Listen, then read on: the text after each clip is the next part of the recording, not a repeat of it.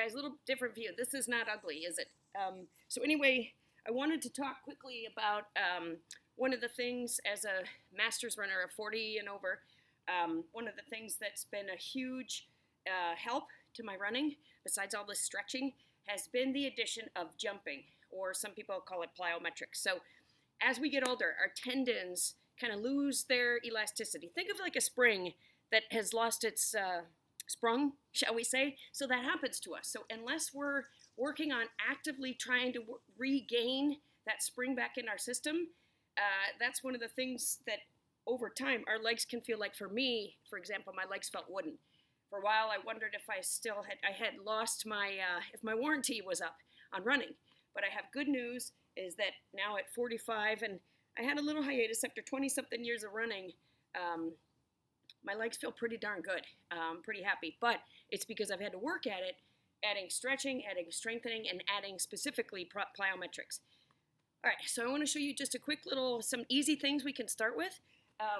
So just even simply, I'm going to put this down a little bit more. You see the mountains and everything else, so that's lovely, but now we got to get to work. Okay, so just starting out like this.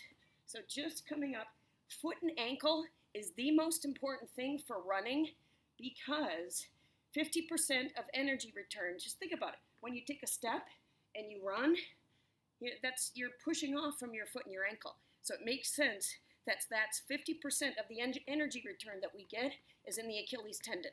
So even if you can't jump up and down, just start with this. And you notice that when I do this, I'm leaning forward a little bit more because we're not doing this because we don't want extra pressure on the knees. We want this to come from the feet, okay? And you can hear me breathing a little bit heavier. Now let's go into a little bit of this, a little forward and backward. Make it running specific, okay? Breathing a little heavier here. And now let's go a little side to side. So keep jumping here. There's a reason why they say that jumping rope is one of the best activities you can do for yourself as you get older. Okay, so side to side, and now we're gonna rotate. Get your hips going, working that out. So that's a nice little routine for an intro. Now, intro to jumping. Now, keep in mind that when we run, it's jumping up and down on one leg. Oh, what's that you say? You'd like to try practice jumping up and down on one leg? I'm so glad to hear that. So just take what we did and start here, okay? Then go a little side to side like you're jumping over a line, and then rotate side to side here. Okay, same thing. Forward and backward, jump over a line, and then rotate side to side. Now this is just kind of an intro to jumping. This is jumping for foot and ankle, strengthening stability. We're gonna do a separate video for power.